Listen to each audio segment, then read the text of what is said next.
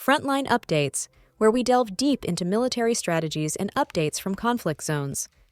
Today, we're discussing the progress of the ongoing special military operation as of December 26, 2024. I'm your host, Sharifa Muhammad MGT. I'm Colonel A.C. Oguntoye, an infantry officer. Cauldron strategy and flank maneuvers highlighted strategic maneuvers including flank attacks to minimize losses and effectively isolate and target Ukrainian forces. Several operational cauldrons, encirclements, are reportedly forming, which might significantly impact Ukrainian defensive capabilities. Welcome back to Frontline Updates, where we bring you the latest developments on key military operations. Joining us today is Colonel A.C. Oguntoye, who will brief us on the progress of the special military operation as of December 26, 2024. Thank you for joining us. Happy Kwanzaa, Colonel Oguntoye. Umoja, thank you, and it's an honor to provide this update. Colonel, let's begin with an overview. What were the primary objectives of today's operations? Today, the Russian armed forces continue to conduct their special military operation with key objectives in several regions, conducting precision strikes on Ukrainian military infrastructure to weaken its operational capabilities, improving positions along various fronts while targeting Ukrainian manpower and equipment, employing strategic maneuvers, including the formation of operational cauldrons to isolate and degrade enemy forces. Can you provide specifics on the operations conducted by the North Group of Forces? The North Group of Forces operated in the Kharkiv region, targeting Ukrainian motorized infantry and territorial defense brigades in Maly Prokody and Vovchinsky Khutora. The results: over 35 Ukrainian servicemen were neutralized, along with 2 vehicles and a 122mm D-30 howitzer. Additionally, 3 electronic warfare stations were destroyed, and a counterattack by Ukrainian forces was successfully repelled. What about the West Group of Forces? How did they fare today? The West Group of Forces made significant progress, improving tactical positions in the Kharkiv and Donetsk regions. The key actions defeated mechanized, assault, and airmobile brigades of the Ukrainian armed forces in Kovsharovka, Dvireknia, and Terny, among other areas. The results: 530 Ukrainian troops were neutralized.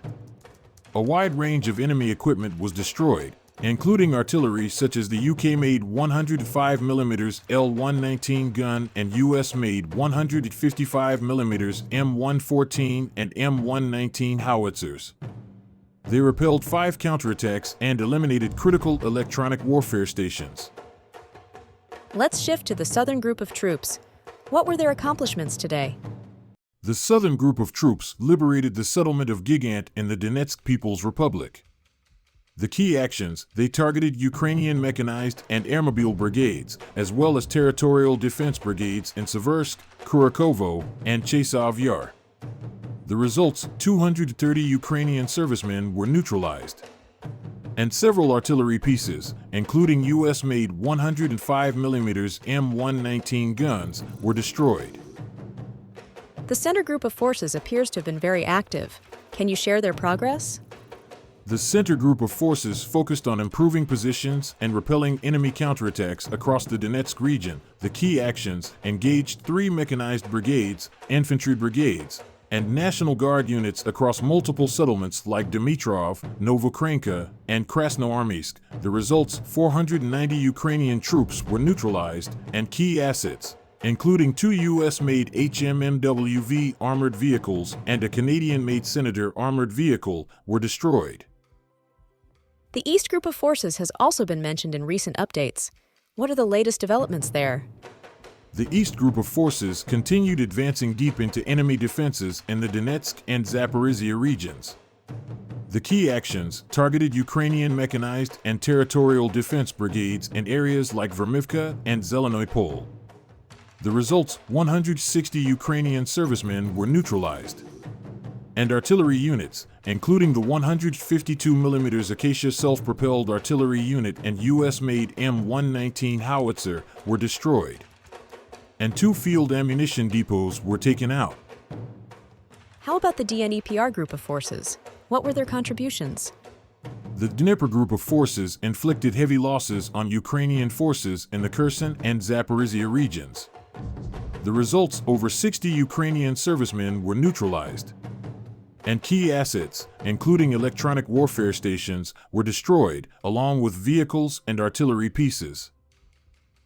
Let's discuss air and missile operations. What role did they play today? Air and missile operations were pivotal.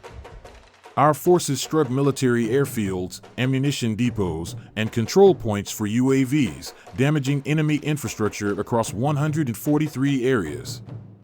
In the defensive operations, air defense systems intercepted 11 U.S.-made HIMARS rockets and 56 UAVs, significantly weakening the enemy's aerial capabilities.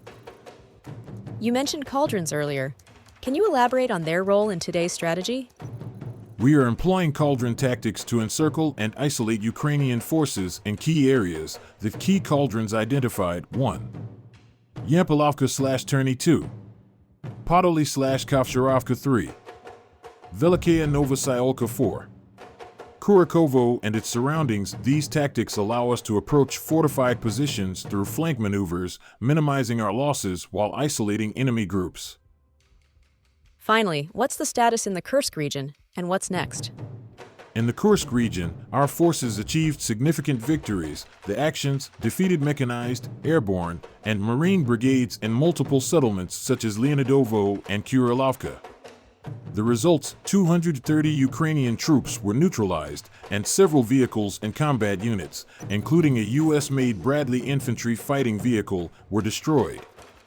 We will continue to advance strategically, focusing on isolating enemy forces, disrupting supply lines, and maintaining pressure on key defensive positions. Our goal remains the complete neutralization of Ukrainian military capabilities in targeted regions. Colonel, thank you for providing such a detailed briefing on the current military situation. Your insights are invaluable to our understanding of the conflict's dynamics. And thank you to our listeners for tuning in. Join us next time as we continue to provide up-to-date coverage on global military affairs. Stay with us for more updates and expert analyses on global defense and security issues. Stay informed, stay secure. Thank you for the opportunity. Israeli forces reported the deaths of dozens in Gaza as ceasefire talks continue to face challenges. Since dawn, at least 25 fatalities have been recorded in the enclave, with Hamas claiming responsibility for a recent attack. Tragically, 5 journalists were killed in an Israeli airstrike that targeted a clearly marked press vehicle in Gaza. In Syria, loyalists of Assad killed 14 HTS officers during a clash with newly established ruling forces.